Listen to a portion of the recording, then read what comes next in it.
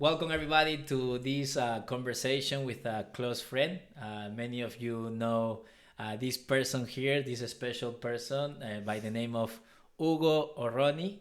And so we wanted to sit down because many of you have requested to have the interview or the conversation more properly, because it was a conversation and an interview in Spanish. And since many of you do not speak Spanish, we were going back and forth about putting subtitles to the video, but in the end we have decided to just record the conversation with the same topics and things like that just in person, because we thought, since Hugo and I are bilingual, then just let's take advantage of that. We can do that. Yeah. Yeah. And so so this is a conversation about Hugo's case.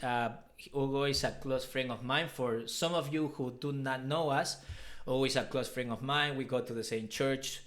We've been friends for so many years here in Spain, in Madrid. And so that's why we have this. We wanted to do, Hugo asked me to do this type of conversation about this case, because he thought there wasn't many conversations about this topic that was unfiltered, because many times talking about terminal illnesses or death or God and things like that can be pretty controversial. But anyway, so here we are having the same conversation, but this time in English. And so I like to, we have some segments or some parts just to have some order of what we address in the Spanish conversation, but this time in English. Since English is not your native language, nor mine, is going to be a little bit more clumsy, and sometimes we might have a hard time articulating our words. Finding some words to explain things. Exactly. And so what we're going to do is we just prepare a little bit more the segments that we're going to address. But anyways, Hugo, here we are. So I'd like you to introduce yourself. What happened to you? Your life, your biography, what happened, how did you find out about this illness, and if you could give us a little bit of the big picture of you, what happened, and all of that. Okay, so hello everyone. Many people know me, as you said, as Hugo Ronny, and here we are talking about cancer in general, but also specifically about gastric cancer, which is what they have diagnosed me with, advanced metastatic gastric cancer stage 4. That's what I got diagnosed. Specifically, it's an adenocarcinoma stage 4, which is linitis plastica in the stomach. So it's a type of tumor who is not only it doesn't grow as in one region of the stomach. It goes all over the stomach. So it's not like a tumor that can be targeted by radiotherapy, for example, or by target therapies that goes directly into these tumors that grows as a like one thing, and then it goes big, so you can target them. So mine is different. It's spread, so it's quite hard to treat. That's why it's hard to treat. It's also an aggressive cancer. It's a cancer which has some proteins that are called FGRB2 positive, and also PDL1 positive. Those are medical names that they use to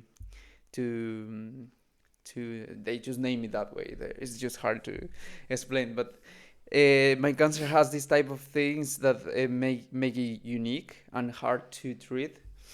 And so it's pretty aggressive, and I've been having the treatment, the chemotherapy, since past year in October 11. They discovered the cancer. So that's when it all started, I guess. So we can start from there, I guess. Yeah, absolutely. Yeah. So how was it? How did you find out about this cancer? Like, what were, some people in the Spanish conversation we had about this topic, they were asking about, what were the symptoms? How did you know that you were having cancer, right? And so I guess it's pretty specific depending on the person. But in your case, what led you to the ER and then to this diagnosis of finding out that you have Yeah. cancer, right? How was that? So the beginning will be, well, to have some background. I would say that I'm a person that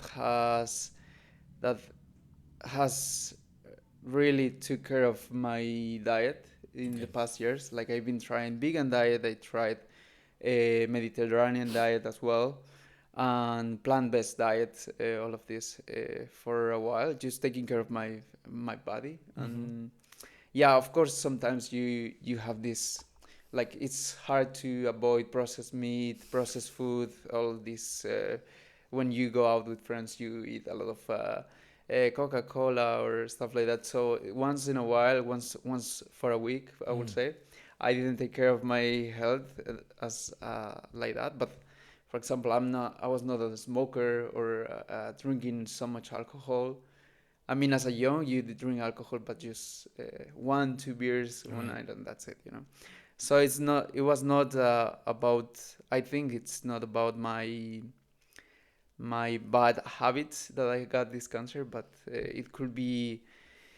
It could be. And we'll discuss it after in this topic why I got this cancer, right? Mm-hmm. Because that's the big question. Why so early in my 20s, 25 years old? I'm 25 years old. Why, when I'm 25 years old, I got this cancer? So yeah, I mean, in the beginning, it was more like, and also I used to do a lot of sport, like running, Mm-hmm. swimming, and even going to the gym. And yeah, like now you can see me, I'm quite skinny, but it's because of the treatment. It's been 6 months already, 7 months already of chemotherapy. So yeah, but the first beginning was to me. As I'm telling you, I used to run. I used to go running. I Yeah. used to do that, and my parents were here, so me and my father used to go out, do some running, and it was like that for a few weeks until slowly I started feeling like my energy levels were really low, really low. So at that point, I was like, "What's going on with my body? What's happening with my body? This is not normal, you know." So I tell my father one day, I was like, I cannot run. Like it was 2 minutes running, and I was like, I cannot. Like I needed to breathe more, and it was this sensation of tiredness that I had. Mm-hmm. And even in my job, I was working, and I feel like, and they asked me like, why you look so white today? Like because I was pálido, como Yeah, dice, pale. pale. Yeah, you were so pale. Yeah, yeah, yeah. So they asked me like that, and then I look at the mirror, and I was like, yeah, I mean, this is weird, bro. And then the same day I went out to run, and with my father, and it was like, no, I couldn't do anything, like not even 1 minute of running because I got so tired. So I was like, okay, I will call my doctor. I called my doctor and said like, I'm feeling this, and then she said to me that she found out that I had anemia in my previous test, but it was not so much. So Mm-hmm. that's why they didn't say it. It was 11 points, something like that. And then she said to me to go to the emergencies at that moment. So I went. She saw me, and then she said to me that I have. She doesn't know how I'm walking because I had 5 points of hemoglobin, and the normal should be 13. That's 13. the normal range. Yeah, the normal range is between 13 and 17, Okay. and I was in 5. So that was crazy. Like, how can you be in 5 of hemoglobin and still walking? So I was like yellow with my face, and Wow. I felt that somehow I was going to faint that day. Mm-hmm. So they put me in a bed. They put me in the bed. They put me. They did transfusion of two pints of fluid transfusion, which Blood. is blood, Blood. which is a lot, which is quite a lot. And then they put me hierro, how do you say, Iron. iron in my Yeah. body as well. So it was because I needed it. Like I was losing blood somehow, and the tumor was taking all this energy, all this blood, and I was also expulsing the blood through the stool. So, but I didn't notice. That's the thing. And Mm. then, yeah, that's how they find out that the the tumor was. They did a biopsy that day, and then they found out that there was a tumor in my stomach. So once they noticed that you had a tumor in your Hmm. stomach, what did they do after to? Because you told me that they needed to do some procedure, right? Like open you or inspect Hmm. your stomach to see how much the tumor has damage, Hmm. or if Exactly. it was a benign or a bad tumor, right? Mm. Like how was that procedure like? Because you found out the so just to summarize what you said, so last year you were on a run with your father. All of a sudden you felt exhausted. Then you were taken to do some blood test. Hmm. Then they realized that your hemoglobin levels were Uh, too low, and that the doctor was surprised that you were even walking. So then they did more testing, and then they realized that you had this tumor. hmm. So once they realized that it was a tumor, what happened after? Did they do a surgery on you? Did they do Hmm. any Hmm. medical procedure to find Yeah. out more? Yeah. So basically, what they did was a surgery. They did a surgery, but in the beginning, the doctor said like they look at me with the eyes like, oh, this is bad. This is Ah, bad because they saw that the tumor is not a tumor that is localized, as I'm telling you, yeah, that like a ball, like right. one thing. It was all over the stomach, so that's a bad thing already to start with. And then they said that they need to study if it's benign or malignant, right? Yeah. And um, they tell me that it looks malignant. They tell you here in Spain. They tell you slowly the things. Like even more because I'm a young guy. Mm. If they didn't came and said, okay, you have this cancer. Yeah, they were not direct in the beginning. So they needed to know if it was a spread.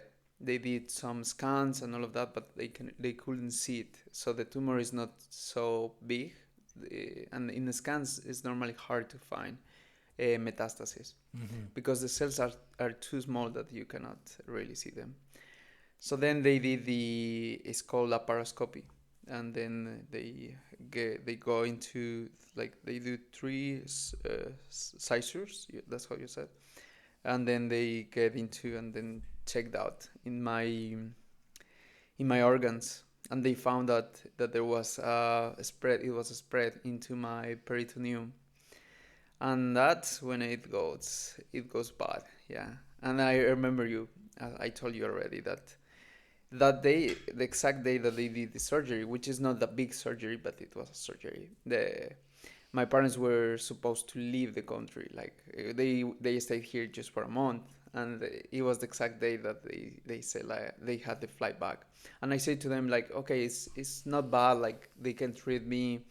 The medical the advancements of medical trials and in cancer is very good right now and all of that. I was very positive, very positive. And I was like, I don't think it's metastatic. I mean, I'm 25, as the doctor said. Like, it's very like very few people get metastatic gastric cancer or stage 4 that young. So Mm-hmm. they couldn't believe it. But then the results came up the same day, and the surgeon was quite impressed. Like, I don't know, like, because he didn't expect that maybe. So he found out that there was a lot of it was very spread into the peritoneum. Thank God it was not spread into other organs, which is good, but is metastasized, Yeah. and metastasized at the level on not being able to extract all of the tumor cells that has been metastasized, because when they do the surgery they try to take all of them out, out. But it was 11 points. I don't know what it means really, but the maximum number, it has to be 9. 9 out of I don't know out of how many, but 9 is the maximum points that you need to have so they can actually try to remove all the metastasis that is there. But mine was in 11 points, so it was spread more than they can actually do a surgery. So he explained that to my parents, and they got afraid, of course, because it was stage 4. I already did research on what having stage 4 gastric cancer means. So I was like really hoping it was not going to be gastric cancer, stage 4. And it was. So I was like, all right, then what should I do now? Like the prognoses are pretty bad. Everything is just like stage 4 is incurable. It's incurable. So Can I ask yeah, you a clarifying question? yeah. So you use the term prognosis. Many people might not know that technical term, and so that basically refers to life expectancy after finding out, right? Like how much you have left. Yeah. So what was the after the surgeon saw the tumor and how much it had spread in your body? What was the life expectancy that this surgeon gave you? What did he tell you? What was the estimate? Yeah. The surgeon didn't say my parents, because my sister recorded an audio. I was sleeping. I was with the how they Yeah. say when they put you in bed and you sleep. Anesthesia. Anesthesia, yeah, Yeah. under anesthesia.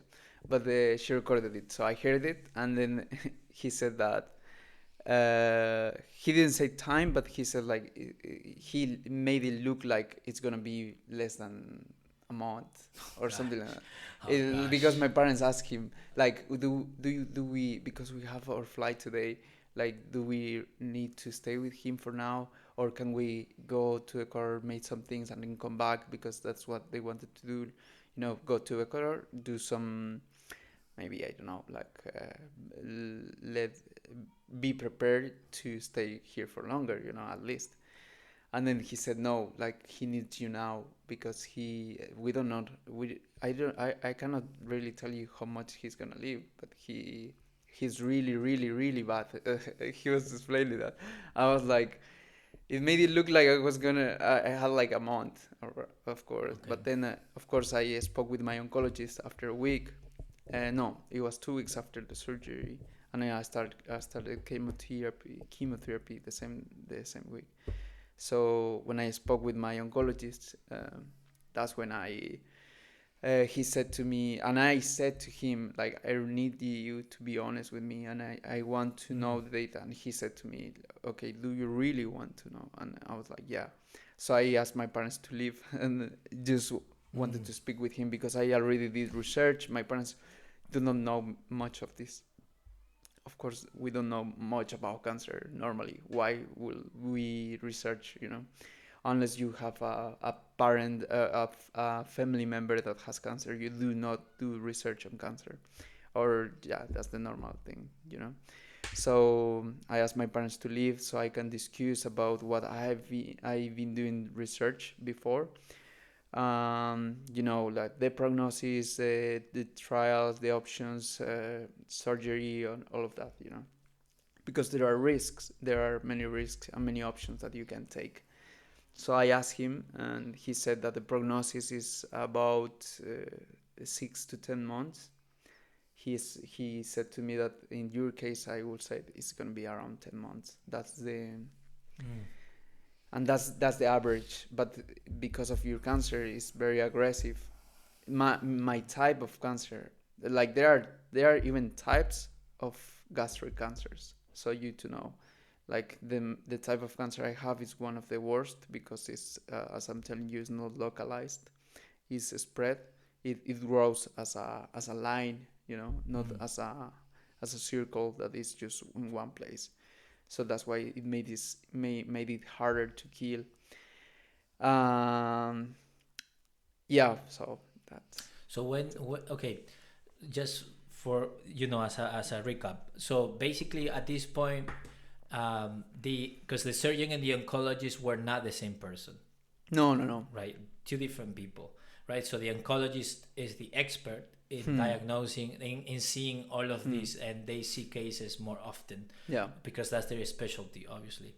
And so the oncologist said that you have left up around 6 to 10 months in your Hmm. case, given that the cancer you have is one of the worst and is a stage 4. And this is really important because, for example, in the comments of the conversation in Spanish, we have a lot of people were giving you a lot of advice about how to find remission, but many of these advice were based on cancers either that are not as bad or that are stage 2 and 3. And so Yeah.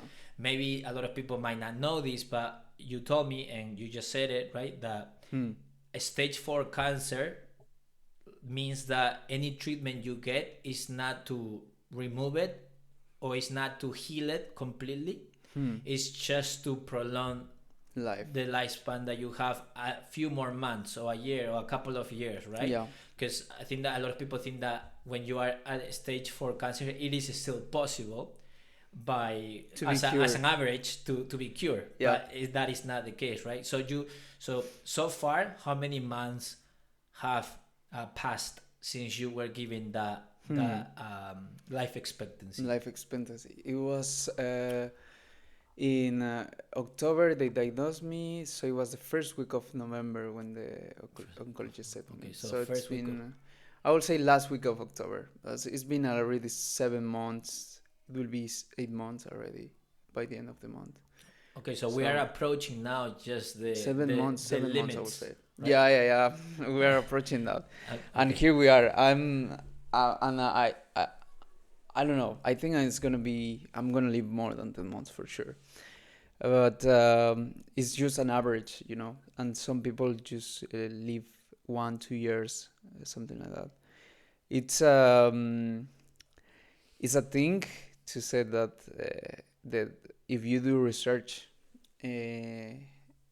you can find out that there's actually no data to actually put that the people live more than 5 years, because normally they do research on these cancer patients can live up to 5 years, this percent, and they do in average like 1 to 2 years and then 5 years.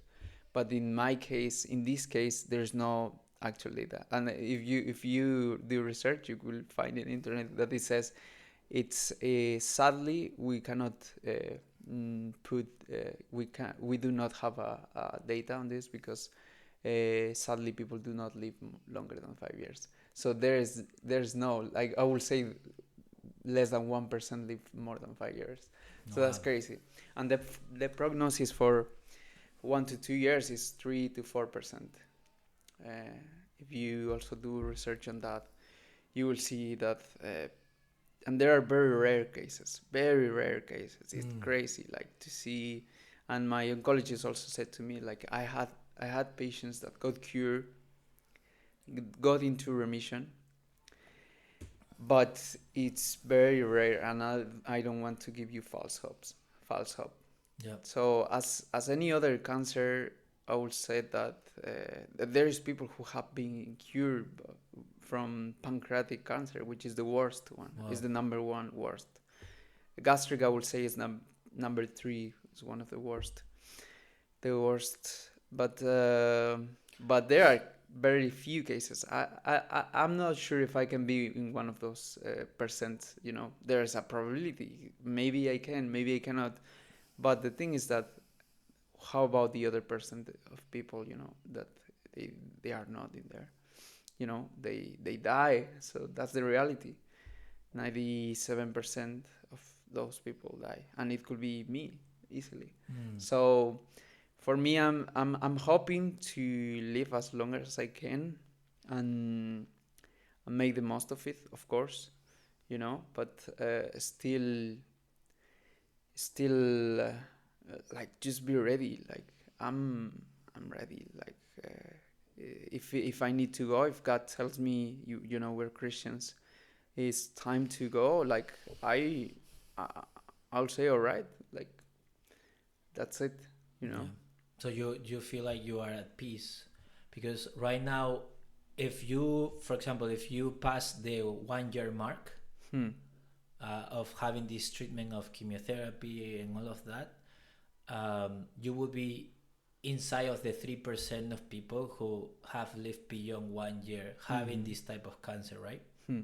Exactly. So what one of the questions I had when I found out and you told me, because we talked on the phone, I remember when that week that you found out about this diagnosis.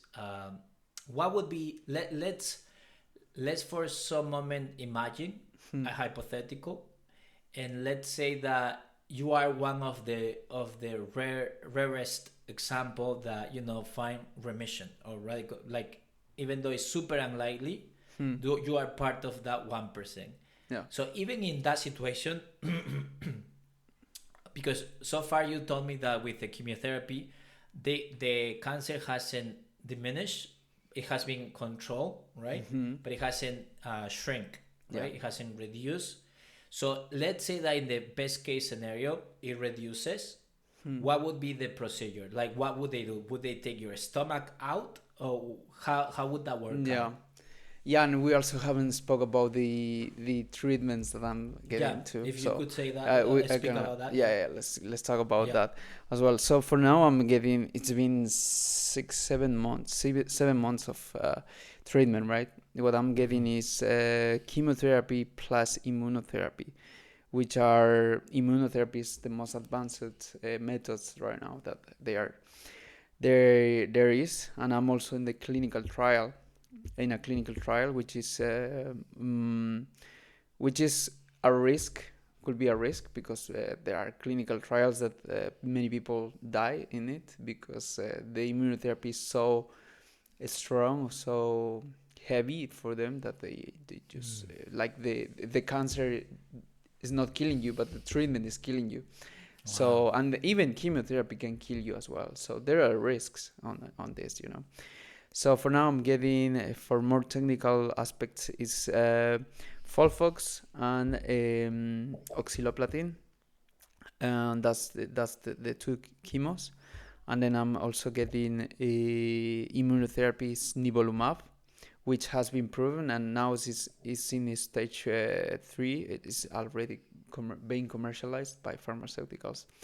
And we can talk about a lot about the business of pharmaceuticals. Is crazy, but I, my hope is that they at least are trying to find a cure, you know, a treatment at least that can lead to find a cure, even though they are a business. Is a whole business model. I've been also doing research on that, and it's crazy to see how, like, if they can, for example, if we talk about we will talk about diet as well. uh, if they found a way that they can cure cancer by diet, they will not tell you, because it's a business. They will prefer to give you the medicine, because that's what they gives you, they gives money to them, you know. But okay, of course, now I'm getting this nivolumab, and also the second immunotherapy. It's bemaratuzumab, and that's a clinical trial I am in.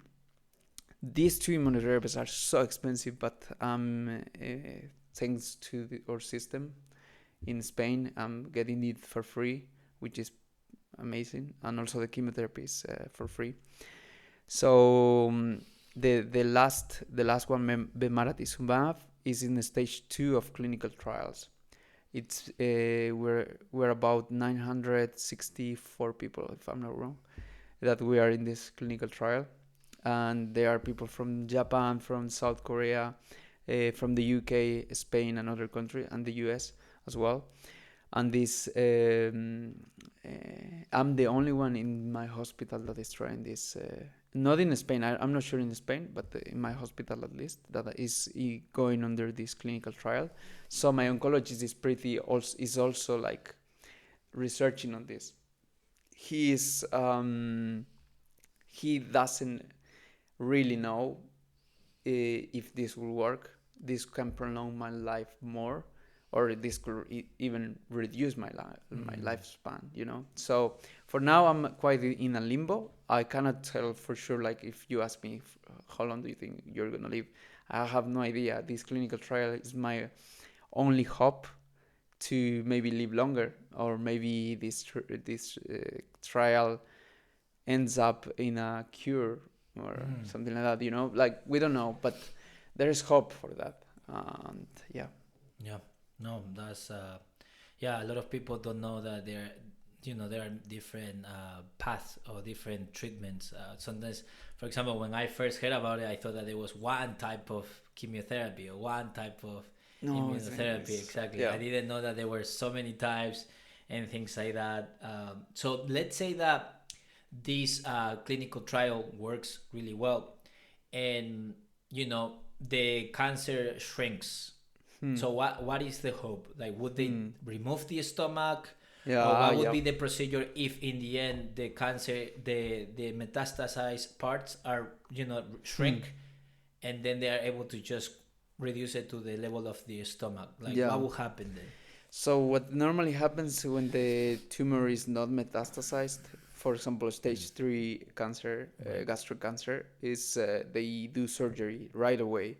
Like they do not lose time, because it can, before it goes spread, they want to just remove all the tumor cells. So and that's what they do with the stage 3. But in my case, the oncologist said to me that that's what will come after. If they can reduce the metastasis, then there will be a surgery of the whole stomach. So then they will connect the esophagus with the small intestine, and then they will do with the smallest intestine a little stomach. Like a space. Yeah, they will open up some space, and they said that people can live with that. And I found some people who testimonies of people. I spoke with them. They are living pretty well now. Like, of course, in the beginning, the first year, they need to eat like very specific diet, like, or everything. They cannot eat big portions of food, or it has to be a very uh, specific diet that they eat, right?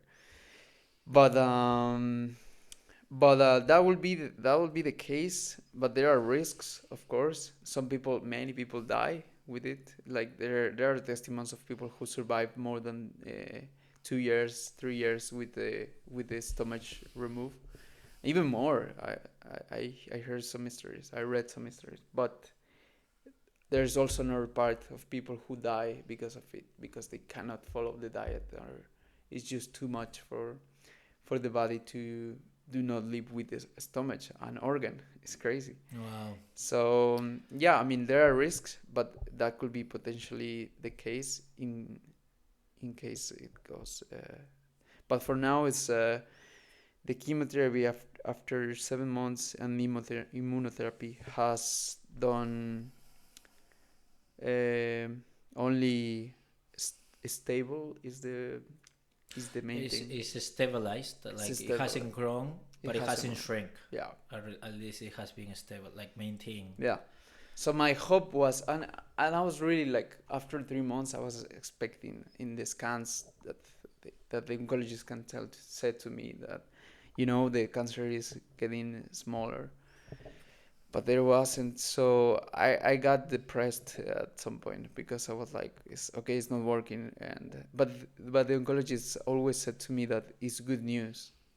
Like, with your type of cancer, it normally the chemotherapy in the third 4 month stops working, and the tumor starts growing up again. Wow. And when it comes back, when it starts growing up, it goes very aggressive. So it could be like weeks, and then it goes spread all over. So I hope it doesn't happen and somehow the metastases just disappear. But yeah, I mean, for now it looks like it's stable. It's good.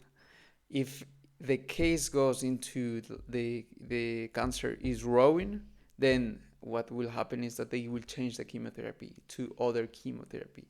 Like there are many chemotherapies that they use for this type of cancer. So the chemotherapy is not working anymore. Let's change to other chemotherapy. If the cancer goes spread all over, like a lot, they will do. This will be how will you say it? Trying to save like a last surgery just to try to take all of the tumors. So they will do a surgery to remove all the tumor and that is spread, but and it will also include the stomach.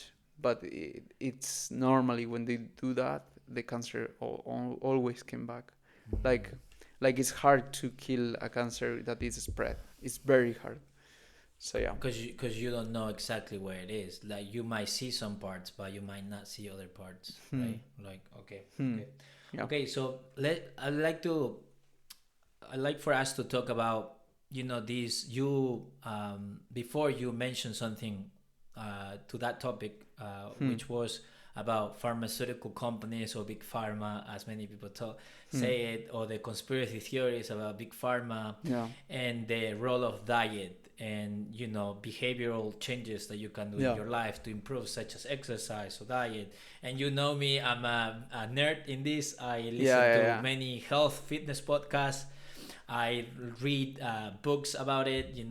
Recently I actually gave my dad this book by Peter Attia. Peter Attia is one of the most renowned endocrinologists, and he wrote this book called Outlive and the Science of Longevity. And in this, he has many chapters about cancer treatment and all of that. And he basically defines the traditional, so to speak, he defines it as medicine 2.0, which is based on this way of treatment, which is more managing the symptoms, but not the root, right? So you is symptom management rather than going to the root of what's causing these autoimmune diseases or these allergies. I'm just naming, not necessarily cancer, just in general, right? And he's talking then about medicine 3.0, about preventative measures, what you How can to do, prevent cancer. right? What you can do with diet, with exercise, what is the science showing. And this is something that Peter Attia said, and this has been confirmed by many medical students at university,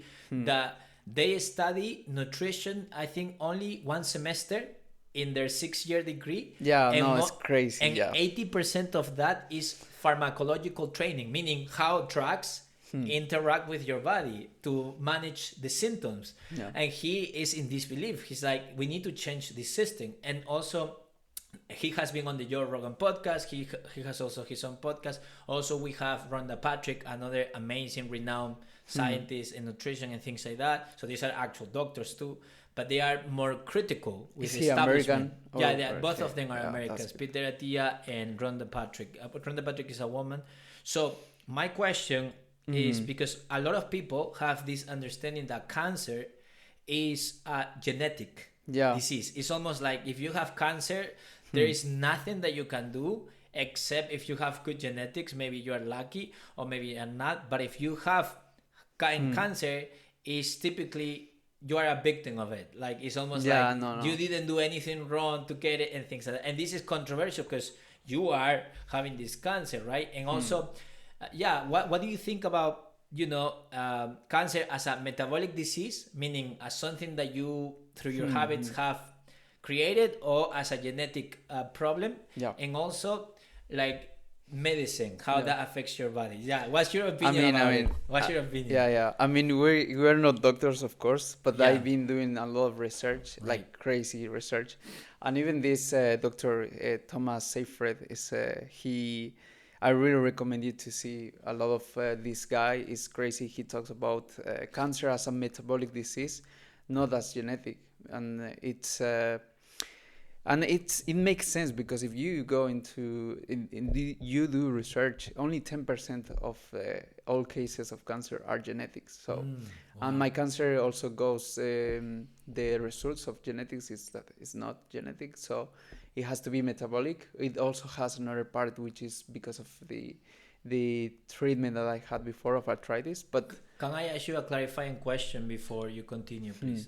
So you said metabolic disease. What is a metabolic disease? Because yeah, some people might not know what metabolic disease is compared to genetic disease. so basically it's what you how our body works, our cells works.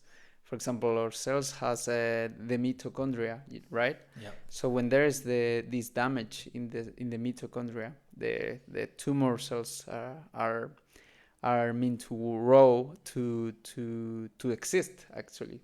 So then the cells, the tumor cells ferment into the mitochondria, and then it spreads. And the full of that is glucose, sugar, all of this normally is full by glucose and sugar mainly because of that. So what damages the mitochondria, according to what you're saying, and the research you've done, is bad processed food, high palatable foods like like things that are super processed, oils and sugar like all of this trash food like sugar, carbohydrates, processed carbohydrates, and also carbohydrates a lot. But there are good carbohydrates, for example, who comes from fruits or other seeds as well. But the main thing that damages our DNA, because cancer comes from damaging the DNA, and then the DNA, when the DNA gets damaged, then the mitochondria gets damaged as well. So the only thing that if you do research in our ancestors, they did not have much cancer as we have right now. It's because of the way they live. They used to hunt and eat a lot of meat. That's where the cetogenic diet comes. But it also comes because they didn't eat food that comes with the meat. Red meat now comes with a lot of antibiotics. Red meat is not bad, but it's bad when it comes with a lot of antibiotics, a lot of chemicals that they put into the cow. So dairy as well is now very dairy food. Dairy. Yeah, all of that is affecting our bodies a lot into this. And but as a metabolic disease, what it means is that it's the way we eat, the nutritious we eat, and these pharmaceutical companies do not talk about is like, and they will not do that because their business model is to give us medicine and that we get cured, right? It makes sense because then they keep gaining money from what they produce. So if they find a way with a cetogenic diet to cure any disease, like type 2 diabetes, it's like there's a lot of trials that there exist, and there's one trial with Thomas Seyfried, this doctor, that he undergone a trial for diabetic people, and then they got cured with only diet, with cetogenic diet. So it's like it's evident that diet is doing something. And why is it doing something? Because diabetes comes because of a problem of glucose. But if you cut glucose and carbohydrates, all of that, and you start doing the cetogenic diet, it means that your ketones levels in your body will grow. And ketones are being fueled by only grasa, ¿cómo dices grasa? Fat and protein. Yeah. And cancer cells could not live on fat and proteins. They get fully the only thing they eat is glucose. Oh wow. So that's where you see that the main thing is to make these cancer cells starve. Starve and die. And die, and then die. So with the cetogenic diet, you can prevent cancer, of course, without giving them the food to live. And then that's what they did in this trial, and it worked. And you see that you can prevent cancer doing this diet, of course. And so I also tried this cetogenic diet. I really genuinely think that it worked during this time where I told you there was a month where I thought I was gonna die, literally. Yeah. And that month I put myself like, hey, I'm gonna do this, And I started this because of Jordan Peterson. We like Jordan Peterson. And Jordan Peterson's he's been doing, I think, 6 years. I like some of it. Some of it.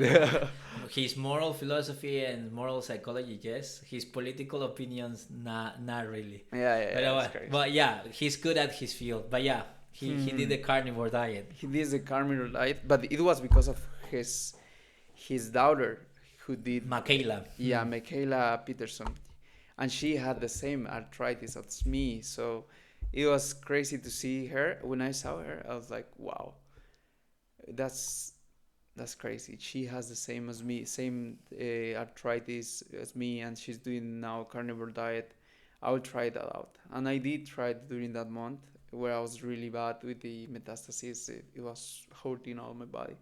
And after that month, I felt pretty well. I remember that my hemoglobin level got up to 13 after like 3 weeks of doing this diet. And the doctor was like, your hemoglobin levels are 13. The last one was 8 or something like that. I was like, it doesn't make sense. So there was very good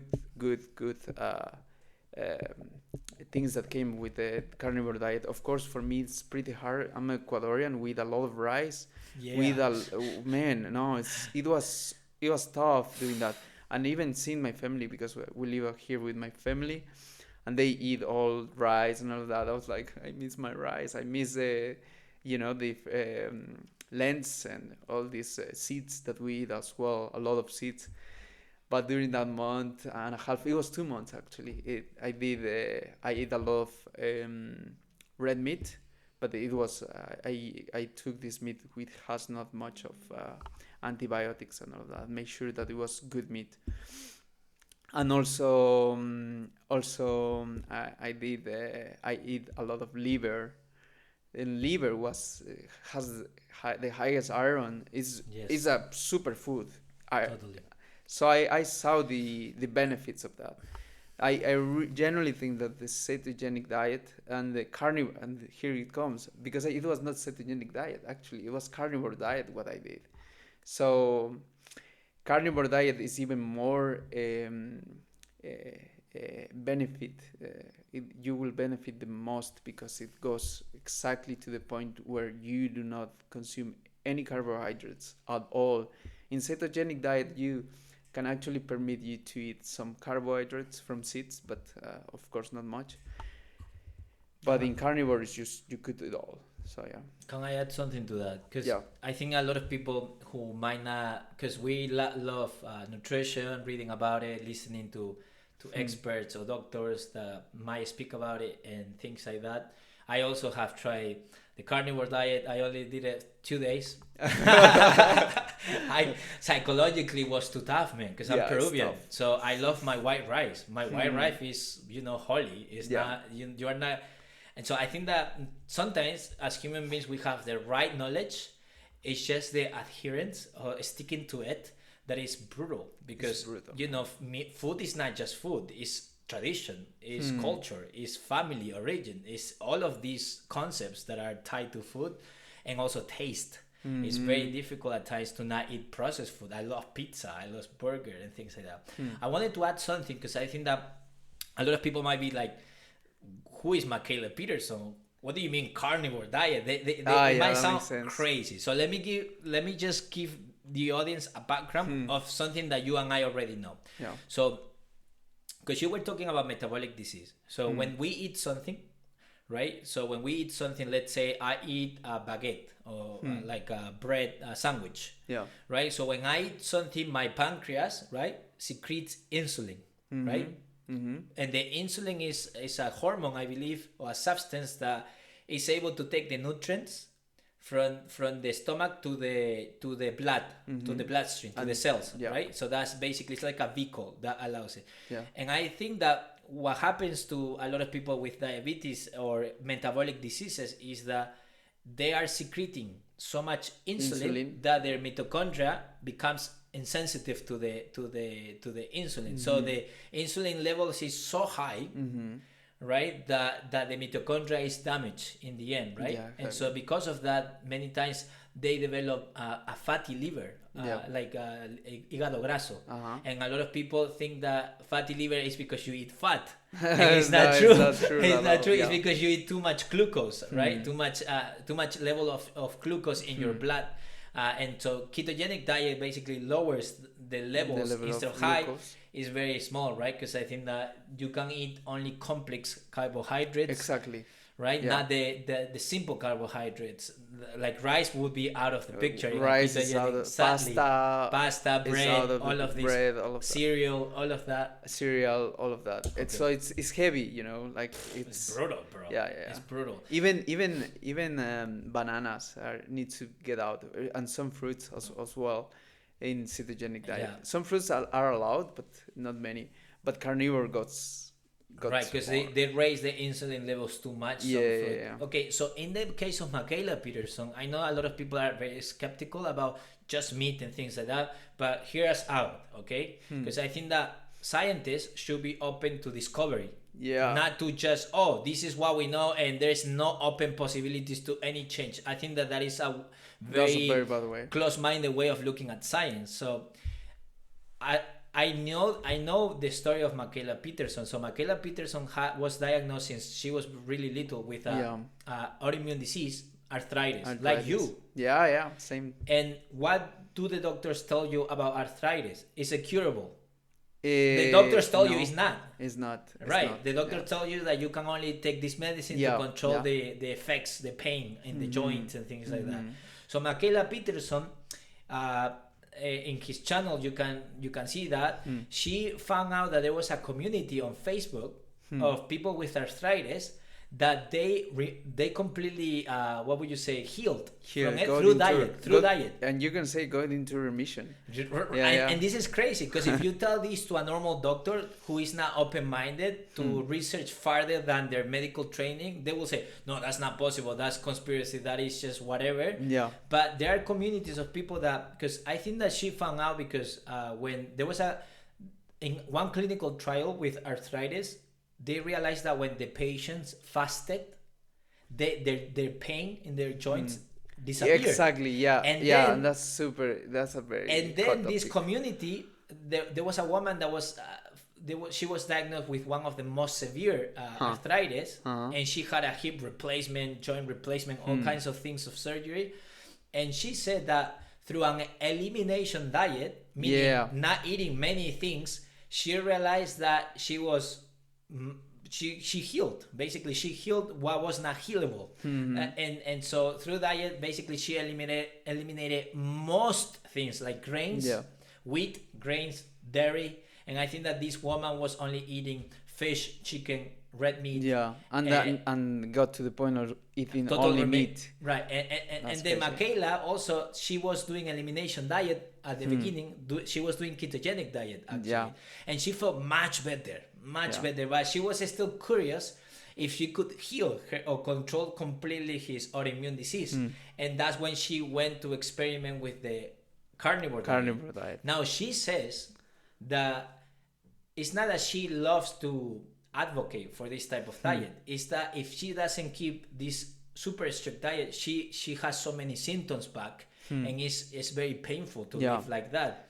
So I think that we are lucky. Some of us are lucky that we are able to eat more variety without getting so many symptoms, right? So anyway, I guess, you know, a lot of people would not believe that cancer can be prevented by you know, avoiding metabolic diseases or inflammation in the body. Now, I want to ask you something, because you have defended the idea that cancer is 90% metabolic disease and very, very rarely a genetic disease that you cannot do anything about. Now, what happened to you? Like meaning, Yeah, okay, if you say that is based on the foods you eat and your habits, sleeping well, doing exercise, why did you get cancer? yeah, If you were doing that's many of crazy. these things right, Hmm. what do you think in Yeah, your but opinion? before we talk about it, you mentioned something that it was fasting. That's a Yes. super important topic to talk also, because it has been demonstrated when you fast, you allow the body to create the ketones, and the most you fast, the most easier is your body to start burning fat Yeah. instead of glucose. Yeah. So that's why even these autoimmune diseases gets you can get cured somehow. Like you stop feeling symptoms, and I feel with my arthritis the same. When Wow, I fast, I stop feeling pain, and it's like, bro. man, this is crazy. Like the body can heal. Like you need to understand your body, so then you can you do not need the meds. It's crazy. So Mm. yeah, I mean, and what Michaela is doing is quite of fasting as well, but she's only eats what made her feel well. So that's pretty good. And then in fasting, there is a lot of topics that you can talk. Like there's people who fast for like 3 days. There's this Chris Edward. It's the one who do Thor. Hemworth. Hemworth, Chris Chris Hemworth. Hemworth. He tried this 4 day fasting, and it was it was 4 day fasting, so he can kill all these cells that are damaged, because we all have cancer.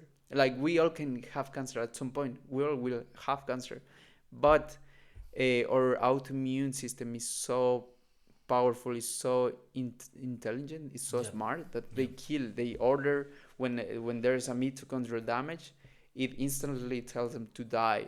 So they die, and then the tumor is not growing anymore. But yeah, so we all can get into this cancer, but some are not lucky enough that the cancer just stays there, and then it starts growing, and it got a tumor that is something at some point it's irreversible, right? So you can see now that there's ways to control and to reverse and to prevent cancer, which is a good thing. But in my case, as you said, the question was that. Like, so you defend the idea, well, Mhm. basically you mentioned some of the scientists or the Hmm. doctors that claim that cancer is mostly a metabolic disease, meaning you can do something about it to prevent it, not Hmm. a genetic disease. Now the question for you is, Hmm. then if you were doing things right, like you were doing sports and taking care of what you ate, why did you get cancer, right? Yeah, Like some no. people might be wondering that. Yeah, since I have this immune system, Yeah. immune Disease. disease, since I was 15 years old, they diagnosed me, and then they found out they put me a lot of medication. By that time, I didn't know anything. My parents were just giving me to doctors, bringing me to doctors, and just putting me into different treatments until I found one here after I decided to come here to Spain. That was another reason to come to Spain, actually, when I was 17, 18 years old, because the medicine was most advanced here. So I start with Humira, it's called, and then I was with Embrel, the same treatment as Michaela took, actually. No. Yeah, yeah. Wow. When Michaela said all the treatments she got, I was like, wow, man, this is we got the same treatment, and it was interesting because Michaela was in a clinical trial when this Embrel medication came up. It was brand new, Okay. so because it helps, it actually helped a lot into arthritis. And then she was into this trial, and then after I think 4 to 5 years, I started doing the same medication as her, but now it's not medical trial; it was actually being commercialized. So I was like, wow, this is crazy. And then when I came here to Spain, I started with Umira, and that was it's actually similar, but has different components, and it's biological as well, treatment, and it helped me a lot. Like when you get unmet, and I was just like all disappeared, like the whole, you know. I'm also in I'm not against the development of drugs that actually help the body, but there need to be more development so the treatments do not progress into side effects. For example, one side effects that they mentioned in this specific med was that at some point it can develop into cancer because because the medication do is going into the immune system and tell the immune system to do not attack the body. So it's it lowers your defense, it lowers your immune system capabilities, and that's why I believe there was a place for cancer cells to being developed. And there's a bacteria called H. pylori that it's so easy to get. Maybe you have already the H. pylori bacteria in the stomach, that it can lead to develop cancer. But in most cases, the own immune system kills it when it starts developing in early stages. In my case, I guess the bacteria made it develop, and since I got this medicine which lowered my defense and my immune system, so it took place. It give it a place to develop, and my immune system going into there and saying like, oh, what's going on here? But maybe we need to kill this tumor cell. But then also my immune system was weak, so it couldn't really kill it. That's what I think it happened in my case. Right, because right, because for example, I have allergies to pollen, right, hay fever. So in that, with autoimmune diseases, basically your immune system is hyperactive or overactive, and that's why it attacks in the form of pain, right? Because inflammation is really a temporal measure of the body to heal, to attack. But when it's chronic, that's when it's just crazy. That's why this is what typically people call autoimmune diseases, right? So in the case, the medication you were taking, it was an immunodepressive type of medication, exactly, right? So that's how you call it. It removes the symptom of pain by weakening your immune system so that it's not hyperactive. Exactly. But that makes you more susceptible to other kinds of illnesses. To infections and all of that. Wow. And that's what the doctor said to me, like, careful after you get the treatment because the injections, because my immune system can be, I am very like susceptible to infections, and I got sick every now and then, flu, all of that. I just get it. If some of my friends had flu, I will get it instantly because of this medicine. Sadly, I didn't had the knowledge by that time because I was young, super young. I was just like, okay, the doctors know everything. They would just put me in that. I'm fine. And I didn't do much research on that. I think it was also my fault. If I would have known that with diet I could heal my sickness, my arthritis at least. If I would have heard Michaela Peterson when I was back in 18 years old, I would have stopped my medicine treatment immediately, for sure. But in Spain specifically, they do not train the doctors about nutrition. They do not know. I went to a doctor that is actually training to nutrition, and he said to me that in Europe is not very developed. The only country in Europe that is actually taking seriously diet is Germany and the US. And he studied in Germany and the US. He's pretty good doctor, and so he has a big picture of what's going on, like in the medical advancements, and it's like is to see that there's a need to change in this system of what they study. Like, it's not all pharmacology, it's not all, it's also diet. It's so important to teach them what to do in some cases. It could be in many cases, and I think in my case, it could have been healed only by diet, the arthritis. Wow. So yeah, and now we're here with cancer. Yeah, no, I think the medical community, right? Like they have been, I think even in the US when you do the medical degree, like very small part of the whole curriculum is based on nutrition. Most of them are just purely training in pharmacology, right? I have a friend who is a doctor, and he tends to be more critical, meaning with establishment, with the pharmaceutical, like with the traditional way of looking at medicine. And he's like, yeah, we need to have a holistic approach.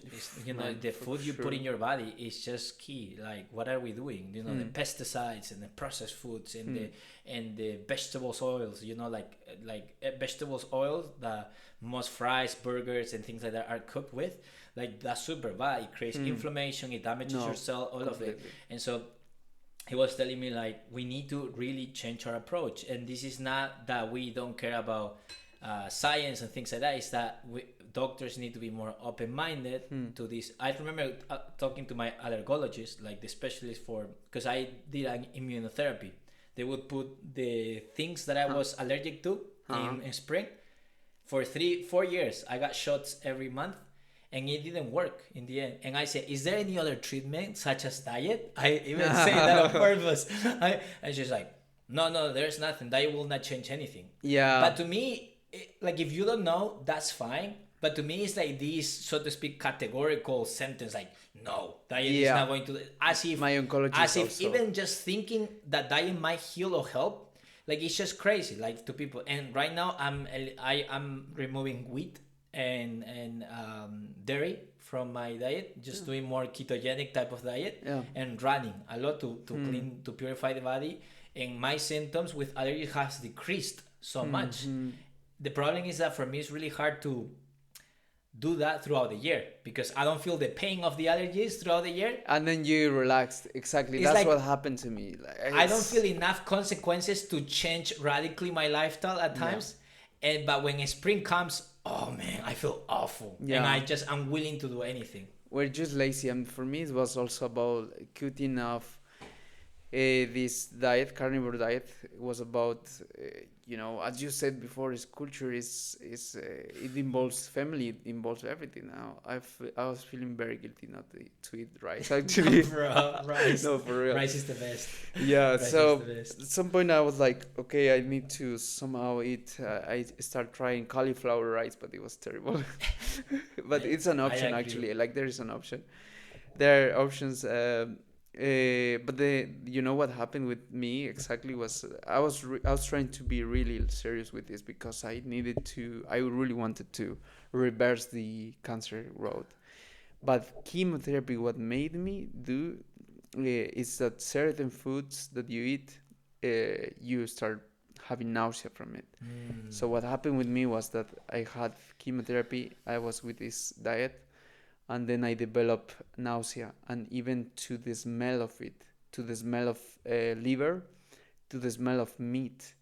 So it got to a point where I was like, I cannot eat this because I was throwing up. Wow.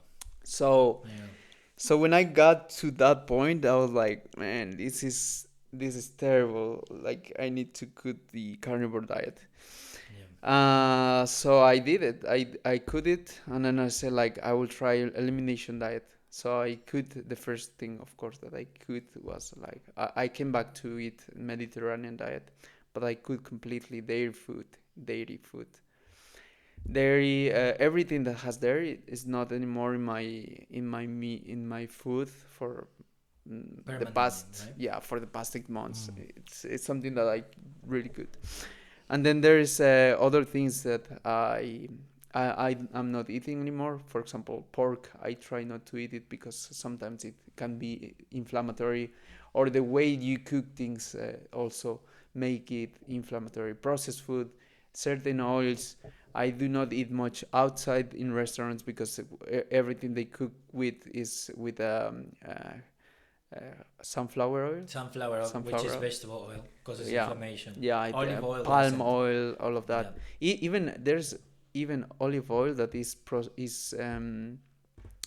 is processed. No, is how do you You say mean this word? like, I know that if olive oil you boil it, and Uh, it's like if it boils with the heat hmm. multiple times, and so it gets cold, it boils. You know, like many people Yeah, do like in that. a typical Save oil, it. like Yeah. to fry fries, Uh-huh. French fries. Uh-huh. Like in that case, yes, olive oil becomes trans fats, Uh-huh. and that's Exactly. really inflammatory. But I Hmm. think that if you just put some olive oil once and you Hmm. just heat it once, That's it. It's good. Yeah. it keeps the properties in a Yeah, but healthy there way. is this virgin extra olive oil. That's the Yes, the best, highest quality. the highest quality, Yeah. because there is one quality of olive oil that it's also not good. I don't know how you call it. Aceites The oliva extra, no. procesado, pero, bueno, pero no sé.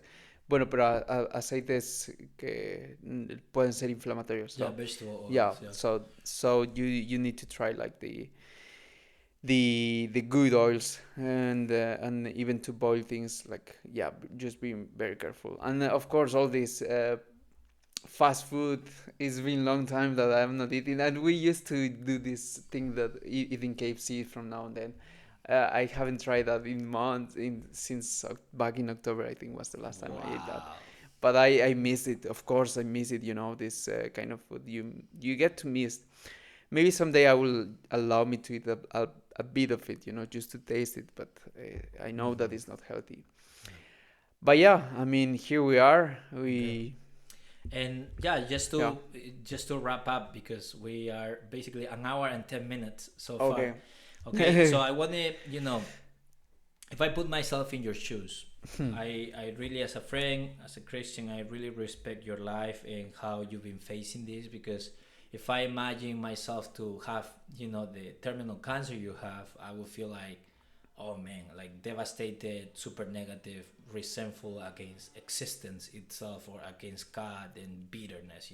Hmm. And so I guess for my question to you is, how have you processed this at a human level, at a spiritual level, knowing that the likelihood of you facing death is higher than the likelihood of finding radical remission and things like that. Hmm.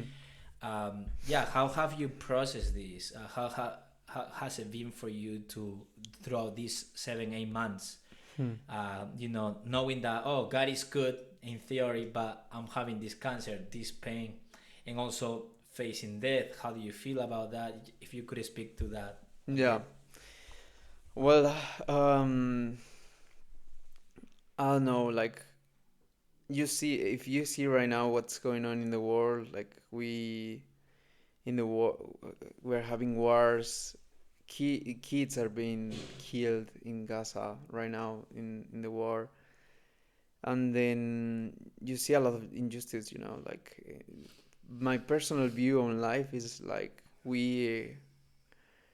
like, I could have died in an accident easily, but God gave me this option to actually think on what really matters in life.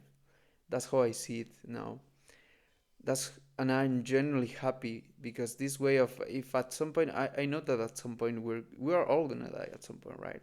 But if if God allowed me to think this way right now, like, puts face to face to me, like, that is, it could be in a few months, or it could be in a weeks, because I'm in this trial. Anything could happen at any point. It makes you think on what really matters in life, right? What is generally what really matters, because sometimes we're just too focused into, okay, I'm now gonna focus a lot in my work, so I will be prosperous in 5-10 years, have a lot of money, and just live well, all of that. But for now, for me, it's just being present, like, well, what I really enjoy in life. And I went to Taise. I'm telling you, I went to this monastery, and I asked one of the brothers, his name was Etienne, brother Etienne. So it's for you to know, like, these brothers live there the whole year. Their lives are devoted to God, and every day they do 3 prayers, in the morning, in the afternoon, and in the night. And all the brothers come out and they sing together. It's crazy to see that. It's beautiful. seeing them. And I asked him what is the final meaning of life, you know. And he said, like, maybe you ask me what really makes my life happier, what makes my life make sense. And he said to me, I remember that it's being present in the moment, and probably one thing I enjoy the most is the prayers. He says, because I is the moment where I connect with God, and I feel that the presence of Him. And then he also said to me, but the but the but what you can do, and what Bible tell us to do, is that you you need to think on serving people, to the very little ones. And then he refers this scripture to me where Jesus says that when you came to visit me in the hospital, when you came to visit me in jail, and when I was hungry, you gave me food to eat. And then he said to me, do it for those very little ones who are there and are in need. And actually it makes sense in my life a lot, because I generally believe, when since I was a kid, I don't know, but there was a woman, an old woman in my neighborhood, where she was living in the streets. I remember she was living she didn't have a place to live, and I saw her every time I came back from school when I was a kid, and I saw her like living in very poor conditions. And what I used to do is go to home and take some food, and then go to her and give food to her. And then it made me happy. It made me really happy. And these kind of things is not. I will not say it's egocentric or egoísta, como Like selfish. selfish, but it really helping others really made you connect with these people who are in need. And when I think in these people, it's like there is hope for them, that they can also or this community that we help right now in back in Ecuador, Kunugyaku. These kids that some days do not have anything to eat. Like, I hope for them that someday they can believe in there is a future, that they can study in a university, and they can see that people really care for them. But then I'm telling you about this woman. Then one day I just feel I didn't see her anymore in the place where she was, and then I knew that some people just tell me that she died. She died because she was old, a woman. And then I cried so much. I was like, couldn't believe that. I think there was a trauma on me that I developed with this history, because it was too, like, I knew this woman because I used to give her food, and sometimes I spoke to her like, hey, how are you doing? And my parents didn't know that I just did it. And then yeah, it was a very sad history, but it made me feel that somehow she needed attention, and some people in this world needs our attention. Wow. There's so much need, so much problems, and for me to see this problem I have right now, it's like there is someone else having a harder problem in this world. And I really believe that it's we can do, even me having cancer, I can do something for other people who are in the worst scenarios than me. So yeah. So for you, so you would say, instead of focusing on the pain or things like that, focusing on being present in loving others, that's what has carried you through. Yeah. Yeah. There is a Jack Phillips. I think he's a Catholic monk, a French one actually, Jack Phillips, and he wrote that love can be only conjugated in the present tense, o el amor solo se conjuga en el tiempo presente. Wow. And he would say this as a way of allowing us to be present, and because the purpose of life is to love and be loved, but you can only love and be loved in the present tense, In the by present being, moment. yeah, in the present moment, by being attending. You cannot say I will love you in the No, no, future. no. You can only present tense. And Hmm. I thought that that was a beautiful way of describing what you are Hmm. referring to. Yeah. Wow. And what about the, Yeah. the this idea of, what advice would you give to people, both two groups? Hmm. What advice would you give, having experienced all of these, to the people who are ill, Hmm. who are maybe having an autoimmune disease, super sick, or maybe they have some genetic type of cancer that they cannot do anything about, or maybe they could have done something but it's too late. Hmm. What advice would you give them, so to face the pain and to face this reality that they might die, and still not be resentful or hate God or hate everybody? What Yeah. advice would you give to ill people, and what advice would you give to relatives, to the people surrounding this ill Hmm. person? And obviously I would like to know what helped you the most in this process, about what people did for you, your family members, and Hmm. what wasn't helpful Yeah, in yeah, their daily yeah, life. no, no, So no, for yeah. sure.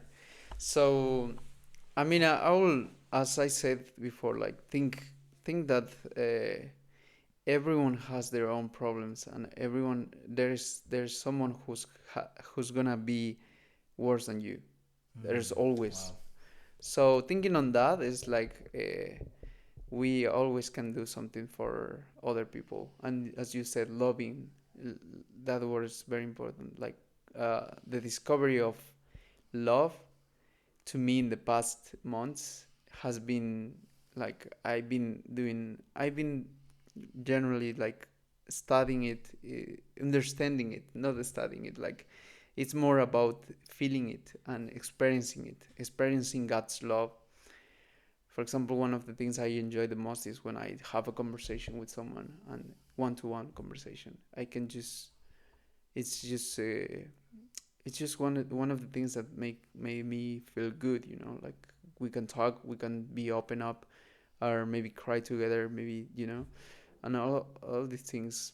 So thinking on that, there is always place to loving someone, to keep to do something for someone, and it will give you and discover God's love as well. Like surrendering generally to God was one of the things that made me wow, really. Like if we can generally get to the point of surrendering all of our problems to God, you feel that God is healing you. I feel that God is God. Our problems do not matter anymore. Like God is there. God loves us.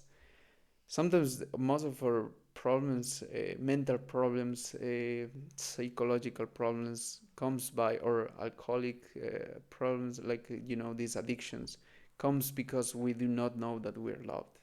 Wow. Right? Mm. It's crazy. Like many people just go into alcohol as a way of escaping their problems, and because they cannot surrender it to God.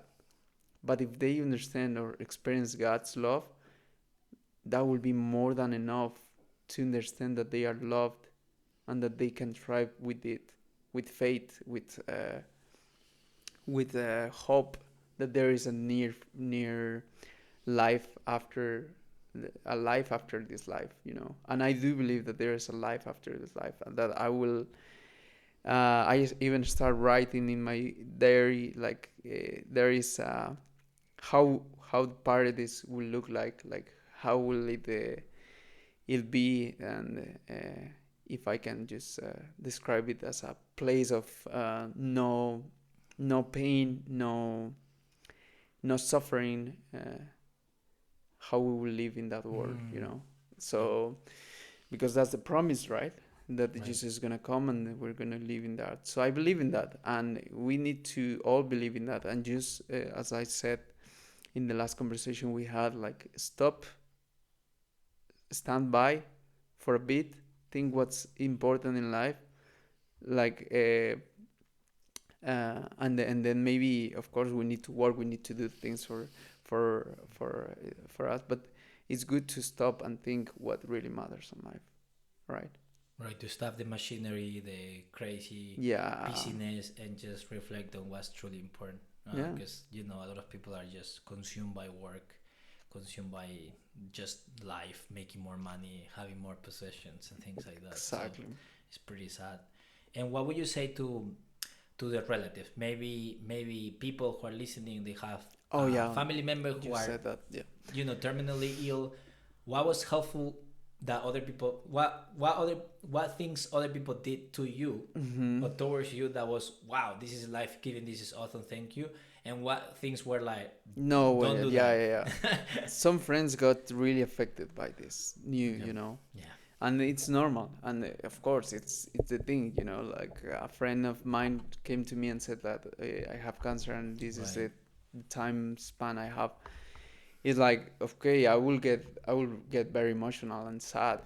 But what happened to me is that many friends just changed the whole thing, and then they just start asking a lot about how I'm doing, and or just like treating me as a sick guy, like I'm gonna die soon. And I was like, no, man, do not treat me like that. Like, treat me as before, like exactly as before, and stop. Yeah, sometimes what I think is that the most affected are the ones who are not ill, but that me. Like, I right, see them crying, and it's like, man, chill out. Like, I'm good now. Like, let's do a normal life. If I'm at some point at the hospital and I'm in a lot of pain, I will tell you, and then we can cry together and just think about it. But for now, the relationship, I do not want to change. The relationship has to be the same, otherwise it will be awkward, it will be not normal. So that happened with the closest friends, and I had to have a conversation with them and telling them, like, hey bro, like, really, like, if you want to cry about my illness, do it, but do it in your own, because yeah, it also affects me that you are bad. yeah, When you're with me, just let's just play video games, let's just go out and traveling and enjoy. But I don't want to be in a sad conversation all the time about this. So the best way, the best approach is to make them feel like there's no cancer in there. right, That's the best way. I think for me it worked, and I think for most patients work. Like, it's like, it's I don't know, but I compare this like going into a funeral and being all the time sad. What made it feel good? Even if when I die in my funeral, I do not want everyone to go black. yeah, Why? Better if everyone goes white and they do maybe songs and just happy songs and celebration. I mean, there's nothing to celebrate, but I do not want a sad moment. right. Why? It doesn't bring life. Mm-hmm. Sad moments are not good for us. So that's what I advise to if familiars who have someone who has cancer. It's not helpful to be with them and then just make them feel like, or sad about what they have. No, it's better to make them feel like, hey, let's do something that makes them feel alive. Wow. So because it seems to be that you felt like, because you feel like, oh, I have cancer and I'm already sad, but I want to just be okay, enjoy life, and you feel like at times people were worse than you, and you feel like the burden of having to console them, right? And Mm-hmm. so in the end, it was Exactly. more about them than you. Yeah, exactly, So exactly. That's the point. what a terrible feeling. Of course, Hmm. what a terrible feeling. Okay, and you also mentioned last time that something that you notice is that, for example, typically, if Hmm. you say something silly or something that a typical friend would say, hey, I actually disagree with you, Hmm. right? So imagine that you had a close friend. You said that those friends, now that you were sick, they would agree with your Yeah, more opinions than and before. not push back because you are ill and you hated it Yeah. because you felt like it wasn't normal, right? Yeah, so now it's like I say something, and even with my family, it's like that. Like, they try to give me the reason all the time, and it's like, man, not. If you disagree, tell me that you disagree. Like, Yeah. do not just. Yeah, so it's not natural anymore. Of Yeah. course, like, you also as a cancer patient need to understand that you have cancer, of course, and this changes your whole life and of course my whole life is now about doing research on what I can do to get better. But it's also like for families, it's also to understand that trying to keep things normal is the best way to approach cancer patients. Of course, there are things that are, for example, I'm weak. Sometimes I cannot walk as much as before. Like my joints hurt, but still try to be natural.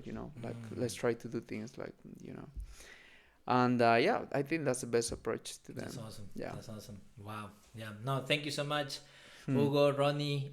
Thank you so much for opening your heart. I really admire the calmness and the positivity, and it's a grounded positivity. It's not a positivity being crazy, but a positivity based on, okay, this is what it is, but I'm gonna make the most of it. And yeah, anyways, if you guys have any questions in the comments, Yeah. Hugo will read those comments. And if you have any suggestions, just do it. And we're hoping to do an update of this. Maybe, I don't know, in 2 months, 1 month, we'll see. But stay tuned. And yeah, thank you so much for opening your heart, your life, and your story. I know that there is a great need. At least the Spanish conversation, which was posted 8 days ago, went viral. Went viral right now. Viral. 26,000 people have watched it, and it seems to be that there is a need to open the conversation. And thank you so much for doing that. No, thank you, Carlos. So now we're going to do what Hugo likes doing, which we're going to eat, play video games, cards, and have fun the rest of the day and chill out. Okay, peace everybody. Bye bye. Peace. Bye bye.